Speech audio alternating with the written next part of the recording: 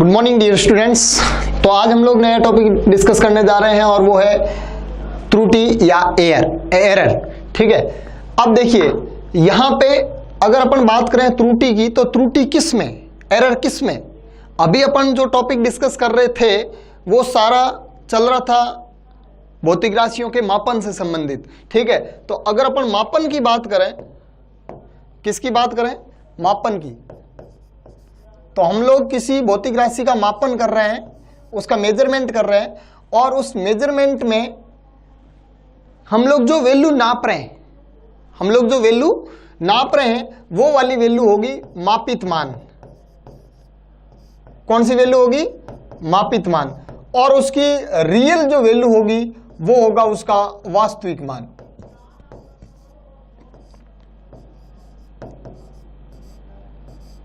ठीक है, तो वास्तविक मान तो उसका ओरिजिनल मान है, और हमें जो पता लगाना है, हम जो, जैसे मान लो ये आपको अगर ये बोला जाए कि ये मार्कर है वो कितना भारी है, तो आप इसको क्या करोगे, तोलोगे। तोलोगे तो ये आया, मान लो किसी ने इसको तोला और ये आया मान लो 70 ग्राम। कितना आया, 70 ग्राम। किसी और बंदे ने तोला तो ये आया 69 ग्राम। किसी और ने तोला, ये आया 71 ग्राम। ठीक है, थोड़ा थोड़ा वेरिएशन आ रहा है, तो 71 वाला भी उसके हिसाब से सही है, 69 वाला भी उसके हिसाब से सही है,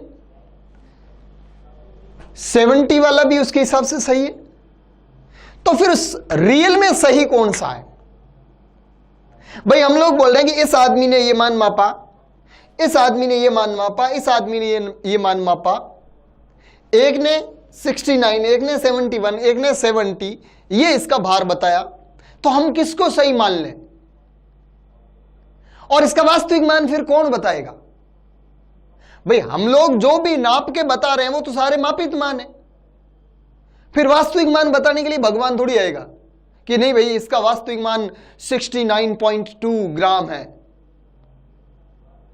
तो देखिए हम जो भी वैल्यू नाप रहे हैं वो सारे के सारे मापित मान है, और यह भी श्योर है कि जो मापित मान होते हैं वो डिफरेंट मापने वाले व्यक्तियों के साथ और मापने वाले यंत्रों के साथ हल्का फुल्का परिवर्तित हो जाते हैं, और हल्का फुल्का परिवर्तित हो जाते हैं तो ये एक अनसर्टेनिटी आती है उनके मापित मानों के मध्य, कि ये थोड़ा कम बताता है, वो थोड़ा ज्यादा बताता है, वो थोड़ा कम बताता है, ये थोड़ा और ज्यादा बता देता है, ऐसे।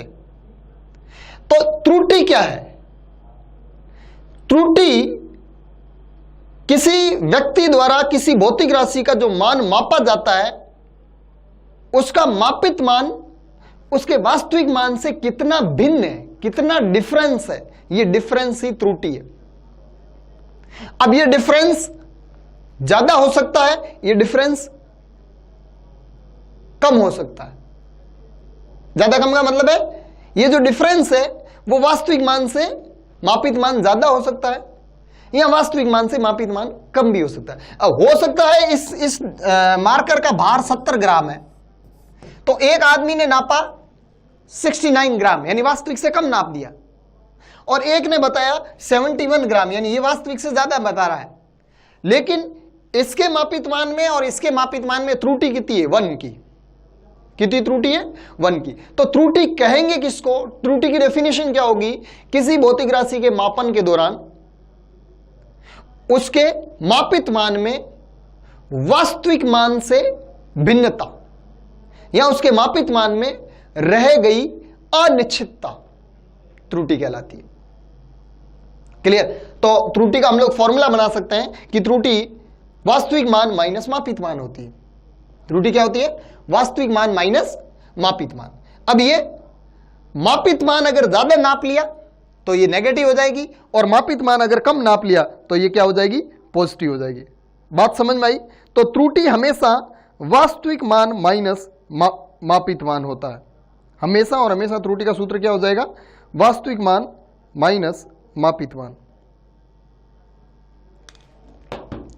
समझ में आ गई बात? ठीक है, अगर मापित मान आपका ज्यादा है तो ये त्रुटि नेगेटिव हो जाएगी, और मापित मान आपका कम है तो ये त्रुटि कैसी हो जाएगी? पॉजिटिव। बात समझ में आ गई? त्रुटि क्या है? क्लियर? तो यहां से त्रुटि delta A should be equal to वास्तविक मान यानी ए माइनस मापित मान यानी ये ए रियल और मापित मान ए मेजर्ड।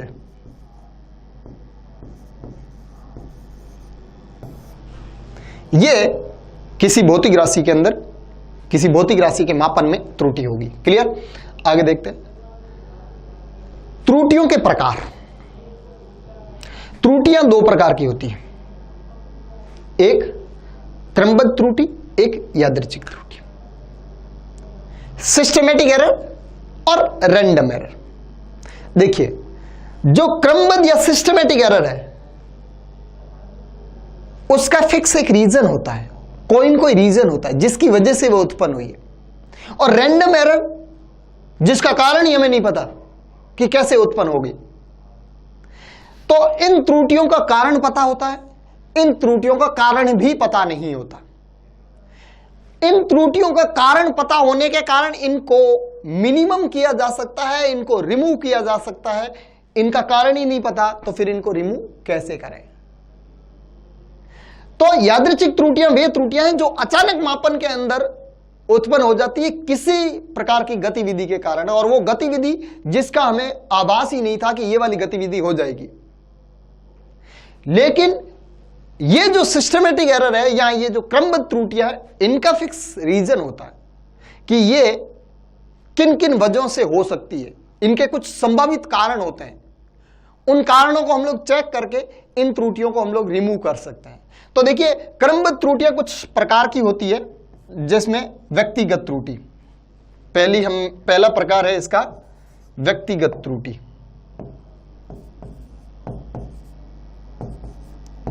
व्यक्तिगत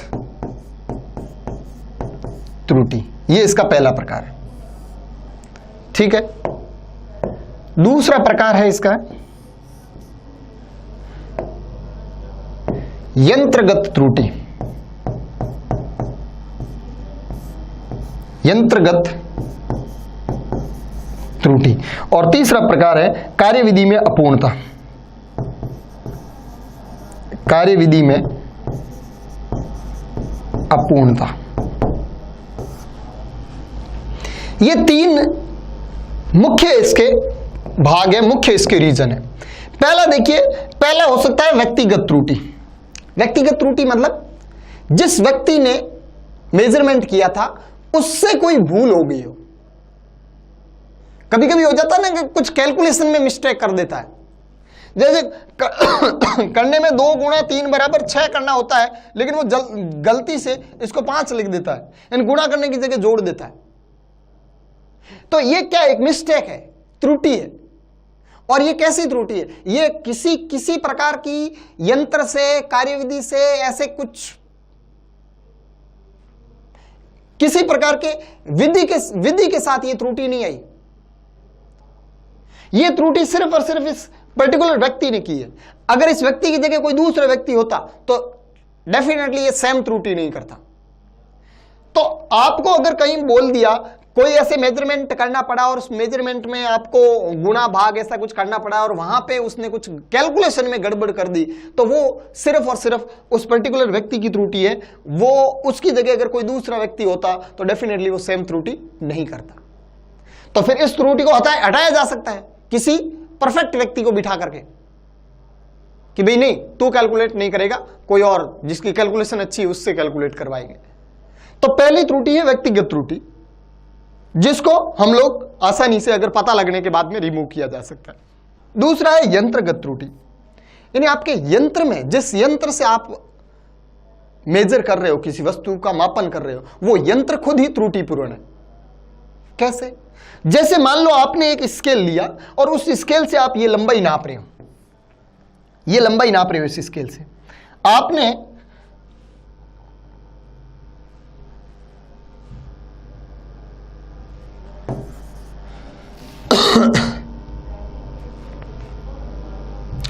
आपने इस स्केल से ये लंबाई नापी, ये आपका स्केल है, और और ये आपकी जो लंबाई आई वो मान लो आई 5.6 सेंटीमीटर। कितनी लंबाई आई? 5.6 सेंटीमीटर। और खुश हो गए तुम लोग, कोई त्रुटि नहीं की हमने, बिल्कुल एकदम टकाटक देख करके नापा 5.6 सेंटीमीटर। लेकिन गड़बड़ क्या हुई? गड़बड़ ये हुई कि ये स्केल, जैसे तुम्हारे पास स्केल है ना, उसके किनारे घिस जाते हैं थोड़े दिन बाद में, धीरे धीरे धीरे धीरे। तो इस स्केल के 2-3 mm तो आगे से खाए हुए है ही नहीं।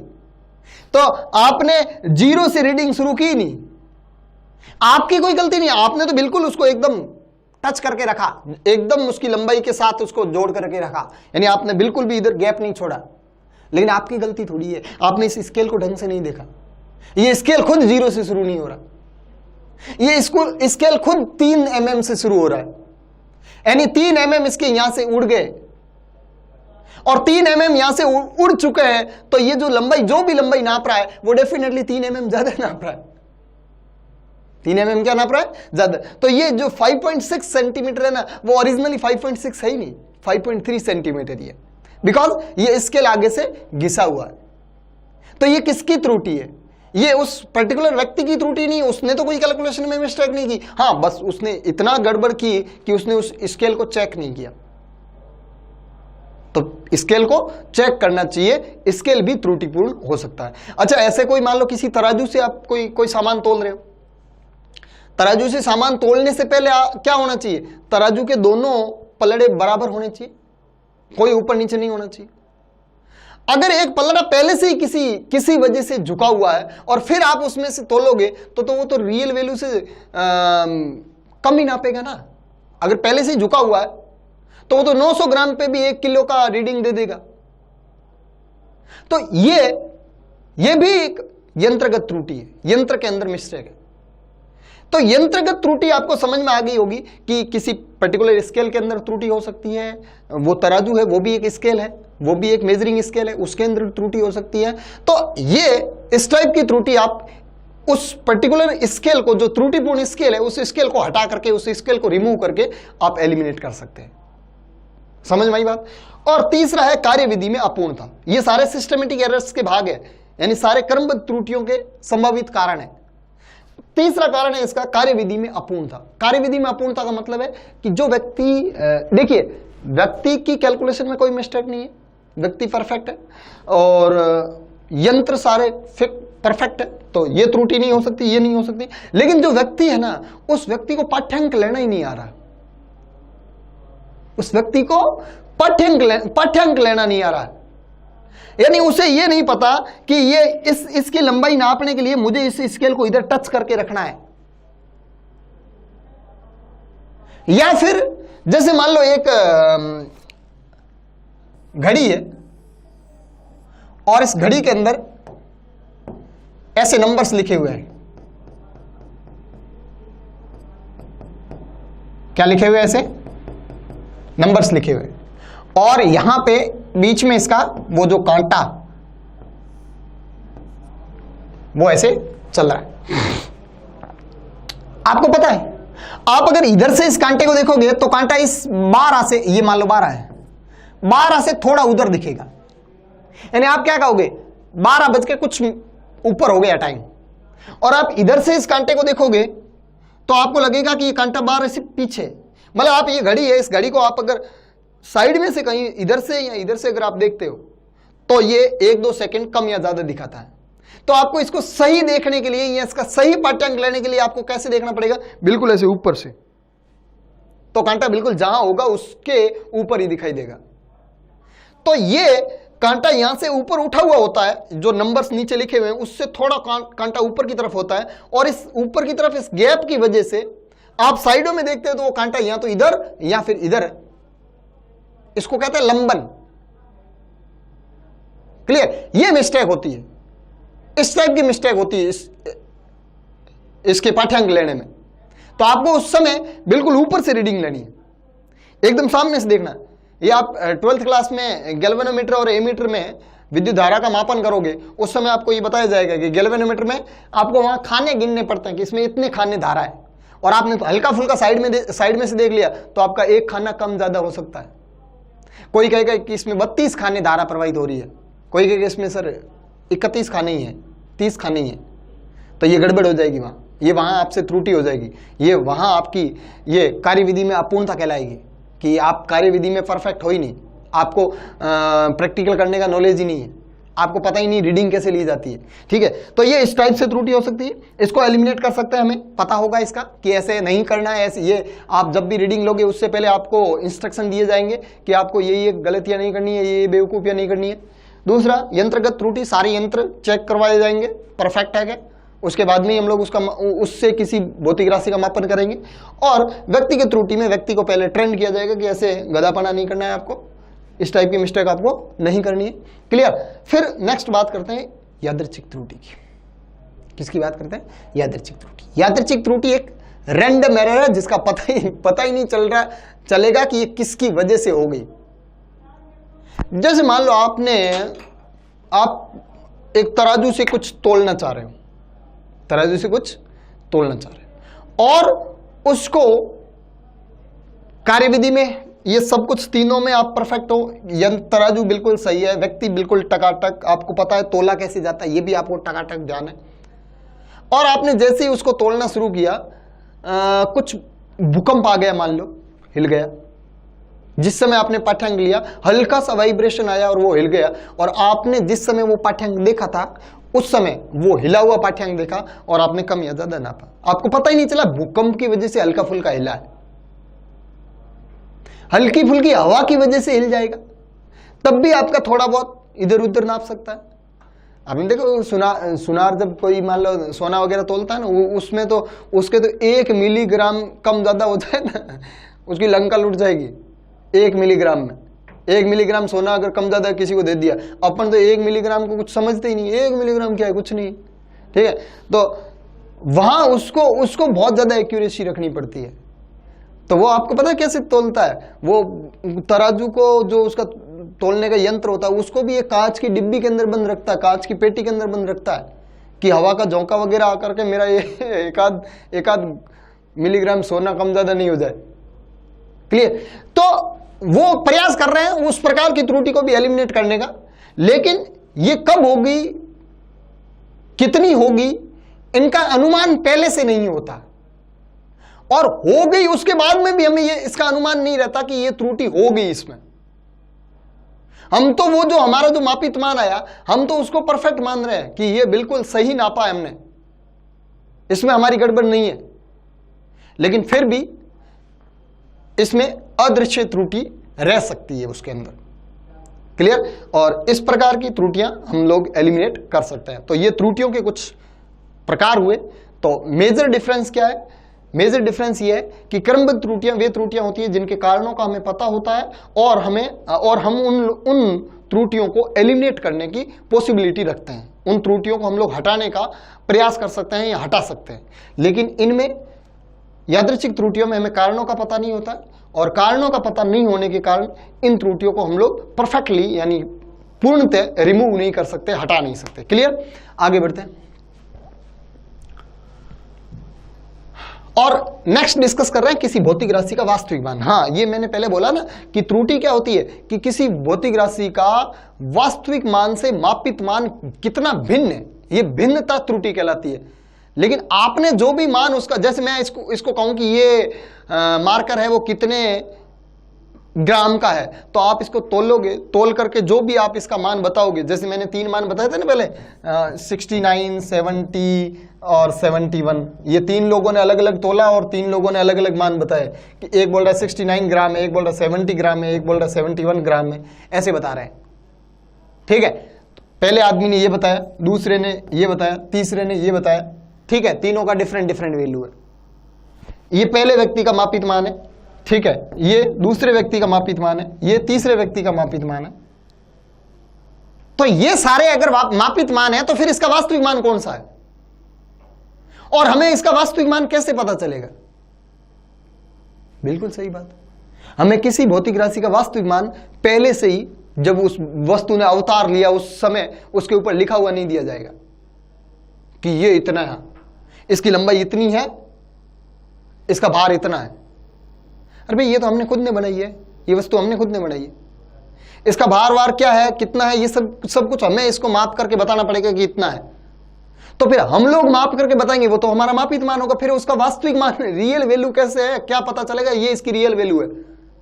हाँ, ये प्रॉब्लम है। तो फिर हम लोगों के पास किसी भौतिक राशि का वास्तविक मान ऑलरेडी गिवन नहीं होगा, किसी भौतिक राशि का वास्तविक मान ऑलरेडी गिवन नहीं होगा। हम उस भौतिक राशि का वास्तविक मान निर्धारित करेंगे। कैसे?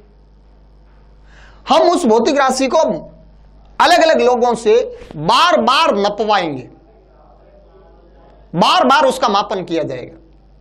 फिर उससे क्या होगा? हाँ, उससे ये होगा कि जैसे मान लो एक आदमी ने नापा इसका A1, जैसे मैं अभी इस मार्कर के भार की बात कर दूं तो मार्कर का भार एक आदमी ने नापा 69, दूसरे ने नापा 70, तीसरे ने 71, चौथे ने अगेन 69, पांचवें ने 69.5, छठे ने 70, फिर 71.5, फिर अगेन 70, फिर अगेन 69, फिर 70.5, अगेन 70, अगेन 69। ये बहुत सारे लोगों ने इसकी वैल्यू नापी और ऐसे वैल्यू आई। तो एक बात तो ये हुई कि जो मान सबसे ज्यादा बार आ रहा है वो शायद उसका वास्तविक मान हो सकता है, जो मान सबसे ज्यादा बार आ रहा है वो शायद वास्तविक मान हो सकता है, इसलिए तो सबसे ज्यादा बार आ रहा है। लेकिन फिर भी हम लोग उस मान को वास्तविक मान नहीं कहेंगे, तो फिर वास्तविक किसको कहेंगे? तो वास्तविक हम लोग उसको कहेंगे ये जितने मान नापे हैं ना, जितने मान प्राप्त हुए ना, इन सब का माध्य निकाल लो। बात समझ में आई? जितने आपने मान नापे हैं ना, इन सब का क्या निकाल लो? माध्य निकाल लो। जैसे मैं अगर बात करूं कि अगर किसी ने 3 ही मान नापे हैं, किसी ने कितने मान नापे हैं? 3। कितने? 70, 69 और 71। इनका माध्य कैसे निकालोगे? तो इनका माध्य 70 + 69 + 71 अपॉन राशियों की संख्या बटा राशियों का योग बटा राशियों की संख्या। तो ये कितना हो जाएगा बताइए? ये एक इसमें जोड़ दो, ये 70 70 70 70, 3 बार 70 हो गया, 3 × 70 अपॉन 3। तो इसका माध्य मान कितना हुआ? 70। तो इस भौतिक राशि का वास्तविक मान आप 70 मान सकते हो। कितना मान सकते हो? 70। लेकिन ये तो आपने 3 बार ही नापा। क्या कितनी बार नापा? 3 बार ही नापा। तो आप जितना कम प्रेक्षण लोगे, जितने कम प्रेक्षण लोगे, उतना ही वास्तविक मान में गड़बड़ मिल सकती है। तो आपको एग्जैक्ट वास्तविक मान निकालना है तो आपको नंबर ऑफ एक्सपेरिमेंट बढ़ाने पड़ेंगे, आपको प्रेक्षणों की संख्या है वो बढ़ानी पड़ेगी। यानी आप इस वस्तु को 1000 बार नपवाइए। कितनी बार नपवाओगे? 1000 बार। और फिर वो जो 1000 मान आएंगे ना, उन सबको जुड़वा के उनका माध्य निकालो। वो जो वैल्यू आएगी ना, वो वैल्यू वास्तविक वैल्यू होगी। समझ में आई बात? ठीक है। तो अब आज के बाद में हम लोग किसी भौतिक राशि के वास्तविक मान का मतलब क्या समझेंगे? वास्तविक मान का मतलब हम लोग सीधा सीधा समझ लेंगे कि ये और कुछ नहीं, ये माध्य मान है। क्या है ये? माध्य मान। समझ आएगी? तो किसी भौतिक राशि का वास्तविक मान उसका माध्य मान है। और ये कैसे आएगा? किसी भौतिक राशि को हम लोग बार बार उसका मापन करवाएंगे और इससे बहुत सारे परीक्षण लेंगे और बहुत सारी वैल्यूज प्राप्त होगी। उन वैल्यूज का मध्य ही इसका वास्तविक मान होगा। तो मैंने किसी भौतिक राशि को बार बार नपवाया और उसके जो वैल्यू आई, जैसे A1, A2, A3, A4, A5, A6, A7, A8, AN तक। कितनी वैल्यू आई? AN तक। ये किसी भौतिक राशि के मापित मान है n परीक्षणों में। कितने परीक्षणों में? n परीक्षण लिए। कितने परीक्षण लिए? n परीक्षण, n ऑब्जर्वेशन लिए आपने। ठीक है। तो अब इसका माध्य मान, या जिसको आप वास्तविक मान कहोगे, वो a माध्य। क्या कहोगे इसको? a माध्य। a माध्य बराबर हो जाएगा क्या? a माध्य बराबर हो जाएगा A1 + A2 + A3 dash dash dash dash plus AN। कितने परीक्षण हैं आपके? 1 2 3 4 ऐसे n परीक्षण है, तो अपॉन n। ये आपका वास्तविक मान हो गया। क्या हो गया? वास्तविक मान। समझ में आ गई बात? ठीक है। अब देखिए, अब हम बात कर रहे हैं निरपेक्ष त्रुटि की। किसकी बात कर रहे हैं? निरपेक्ष त्रुटि की। आपने कोई भौतिक राशि आपके पास, क्या है आपके पास? एक भौतिक राशि है a। आपने इस भौतिक राशि को मापा और पहली बार नापा तो इसका मान आया a1, दूसरी बार नापा इसका मान आया a2, तीसरी बार नापा इसका मान आया a3, चौथी बार नापा इसका मान आया a4। अब इसमें से हो सकता है कोई दो वैल्यू समान भी हो सकती है, मान लो पहला मान और तीसरा मान बराबर आ जाए, और यहां ये हो सकता है चारों बार नापा चारों बार अलग आया, पांचवी बार नापा पांचवी बार भी हो सकता है अलग आया हो, या कोई तीसरा और पांचवा सेम हो सकता है, ऐसा भी हो सकता है। ये आपने एक भौतिक राशि को 5 बार नापा और 5 प्रेक्षणों में ये 5 वैल्यू आई। 5 प्रेक्षणों में कितनी वैल्यू आई? 5। और इस भौतिक राशि को मैंने पहले एक दूसरे आदमी से 1000 बार नपवा करके इसका वास्तविक मान निकलवाया, और वो वास्तविक मान आया इसका a मध्य। वो वास्तविक मान इसका कितना आया? a मध्य, या फिर इस a मध्य को आज के बाद में मैं a ही कहूंगा। क्या कहूंगा? a इसका वास्तविक मान है। अब a इसका वास्तविक मान है, तो पहले प्रेक्षण के अंदर जो त्रुटि आई है वो पहले प्रेक्षण की निरपेक्ष त्रुटि है। पहले प्रेक्षण के अंदर जो त्रुटि आई है वो पहले प्रेक्षण की निरपेक्ष त्रुटि है। बात समझ में आई? तो पहले प्रेक्षण की जो निरपेक्ष त्रुटि होगी वो हो जाएगी delta a1 is equal to मध्य मान माइनस मापित मान। आपको पता है त्रुटि का फॉर्मूला? त्रुटि का फॉर्मूला पीछे जाए देखें, ये देखिए वास्तविक मान, इसको मैं मध्य मान भी बोल सकता हूं, मध्य मान माइनस मापित मान, मध्य मान माइनस मापित मान। ठीक है, तो आपने यहां पे क्या लिखा? पहले प्रेक्षण की जो निरपेक्ष त्रुटि है, पहले प्रेक्षण की निरपेक्ष त्रुटि वो हो जाएगी delta a1 that is equal to इस वस्तु का वास्तविक मान माइनस पहले प्रेक्षण का मापित मान। अब ये धनात्मक है या ऋणात्मक है, ये तो इनकी वैल्यूज पता होने पे ही पता चलेगी। अगर इसकी वैल्यू 2.4 है, इसकी वैल्यू 2.5 है तो ये ऋणात्मक है, और अगर इसकी वैल्यू 2.4 है, इसकी वैल्यू 2.3 है तो ये धनात्मक है। सुन, तो ये वाली निरपेक्ष त्रुटि है वो धनात्मक भी हो सकती है और ऋणात्मक भी हो सकती है। ऐसे ही दूसरे परीक्षण की बात करूं तो दूसरे परीक्षण की जो निरपेक्ष त्रुटि आएगी that is delta a2 is equal to a minus a2। तीसरे परीक्षण की delta a3 is equal to a minus a3। ऐसे ही पांचवा परीक्षण, छठा परीक्षण, nवा परीक्षण ऐसे हो सकता है। तो n अगर मैंने परीक्षण लिए तो डेल्टा an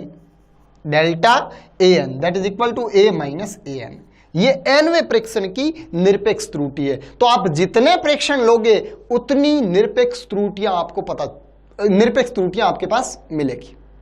ठीक है, तो आपको अगर कोई ये पूछे कि इस भौतिक राशि में निरपेक्ष त्रुटि कितनी है तो आपको तो एक वैल्यू बतानी पड़ेगी, और आपने वैल्यू नापी कितनी? 5 बार नापी। आप आत्म संतुष्टि के लिए कि यार ये गलत हो सकती है, ये गलत हो सकती है, ये गलत हो सकती है, और आपको 5 बार अलग मिली तो आप तो बहुत ज्यादा कंफ्यूज हो गए कि कौन सी सही है। तो आप फिर उसकी निरपेक्ष त्रुटि अगर कोई पूछे कि इस भौतिक राशि के मापन में कितनी त्रुटि मिल सकती है तो फिर आपको तो एक वैल्यू बतानी पड़ेगी, और वो वैल्यू कैसे बताओगे? तो आपने जितने परीक्षण लिए उनमें सब में आपने त्रुटियां निकाली, वो सारी की सारी निरपेक्ष त्रुटियां हैं। कौन सी त्रुटियां हैं? निरपेक्ष त्रुटियां। और फिर आप अगर किसी को बताओगे कि इसमें कितनी त्रुटि है, कितनी निरपेक्ष त्रुटि है, तो फिर वो आप उसको मध्य निरपेक्ष त्रुटि बताओगे। कौन सी त्रुटि बताओगे? मध्य निरपेक्ष त्रुटि। तो हमें अब बताने वाली त्रुटि है वो होगी मध्य निरपेक्ष त्रुटि, यानी डेल्टा a मध्य। अब डेल्टा a मध्य कैसे निकालोगे? तो डेल्टा a मध्य आपके पास जितनी निरपेक्ष त्रुटियां मिली है ना, उन सब का योग करके जितने प्रेक्षण लिए उसका भाग दे दो। तो आप योग किसका करोगे? Delta a1 plus. अच्छा, एक और यहां पे दिक्कत हो सकती है कि इन सब की, इनमें से कुछ धनात्मक होगी कुछ ऋणात्मक होगी, और इन सब का योग अगर 0 आ गया, इन सब का योग अगर 0 आ गया तो फिर मध्य क्या आ जाएगा? 0। तो इसका मतलब ये हुआ कि इसमें तो त्रुटि है ही नहीं। इसका मतलब क्या हुआ? कि इसमें कोई त्रुटि है ही नहीं। इसलिए वो योग 0 नहीं आए, इसलिए यहां पे जो भी वैल्यू धनात्मक ऋणात्मक आएगी उनको धनात्मक लेकर के जोड़ना है। धनात्मक मतलब उनका मोड लेकर के, जैसे delta a1 plus delta a2, ऐसे delta a3, delta a4, delta an upon n।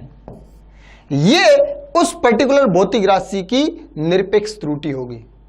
तो किसी पर्टिकुलर भौतिक राशि की निरपेक्ष त्रुटि क्या होगी? तो किसी पर्टिकुलर भौतिक राशि की जो निरपेक्ष त्रुटि होगी वो आप सभी प्रेक्षणों में निरपेक्ष त्रुटियां निकालो और सभी प्रेक्षणों में निरपेक्ष त्रुटियां निकालने के बाद में उन सब की वैल्यू धनात्मक लेते हुए उनका माध्य निकालो और उनका माध्य ही माध्य निरपेक्ष त्रुटि कहलाएगी। अगर आपको निरपेक्ष त्रुटि भी पूछी है तो भी आपको माध्य निरपेक्ष त्रुटि बतानी है। कौन सी त्रुटि बतानी है? माध्य निरपेक्ष त्रुटि। ये तो आपने अलग अलग प्रेक्षण लिए, वो थोड़ी पूछ रहा है आप अलग अलग प्रेक्षण लो, वो तो बोलेगा कोई एक प्रेक्षण लेके बता दो। ठीक है, तो आपका ये जो भी वैल्यू आया, आपका मान लो ये वैल्यू आया 0.05, तो आप बताओगे क्या? Plus minus 0.05। यानी आपका कहने का तात्पर्य होगा कि या तो इतना ज्यादा हो सकता है या इतना कम हो सकता है। आपका तो यहां से प्लस आया क्योंकि ये सारे आपके क्या है? मोड लिए हुए, और मोड लिए होती है वैल्यू धनात्मक आई, लेकिन आपको बतानी क्या है? प्लस माइनस, कि यहां तो इतना ज्यादा होगा या इतना कम होगा। बात समझ में आई? आगे के लेक्चर में हम लोग इसको कंटिन्यू करेंगे।